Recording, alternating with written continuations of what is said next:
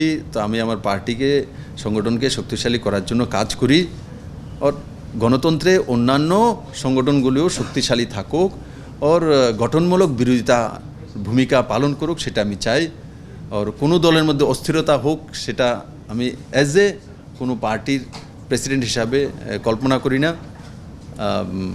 আর যেটা হয়েছে সেটা তো কংগ্রেসের নিজস্ব ঘরানো ব্যাপার, কিন্তু ব্যক্তিগতভাবে মহারাজ প্রদ্যুৎ কিশোর মানিক্যকে আমি সম্মান করি, ওনার পরিবারকে। কারণ মহারাজা বীর বিক্রম কিশোর মানিক্যের পরিবার, কারণ আধুনিক ত্রিপুরার উপকার উনি। আর আমি বা আমার সরকার যে অনুপ্রেরণা পেয়েছি সেটা মহারাজ বীর বিক্রম কিশোর মানিক্যের কাছ থেকে। আধুনিক ত্রিপুরার বানানোর স্বপ্ন বিপ্লবদেব দেখিনি, সেটা আমার মতো ছোট কার্যকর্তা দেখেছে। মহারাজা বীর বিক্রম কিশোর মানিক্য সেই স্বপ্নটা আমাকে দেখতে বাধ্য করেছে, কারণ উনি ওই সময়ে মাত্র 39 বছর বয়সে ত্রিপুরা এয়ারপোর্ট হোক, এমবিবি কলেজ হোক, শিক্ষা ব্যবস্থা হোক, স্মল স্কেল ইন্ডাস্ট্রি হোক, और সৌহার্দ্যপূর্ণ মানসিকতা জাতি জনজাতির মধ্যে মানবতা কি বলে।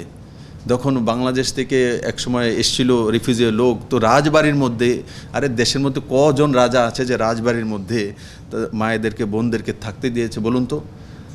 এই রাজবাড়ির মধ্যেই নামাজ পড়ার পর্যন্ত ব্যবস্থা করে দিয়েছিল, হিন্দু ধর্মের ব্যবস্থা করে দিয়েছিল, বৌদ্ধ ধর্মের ব্যবস্থা।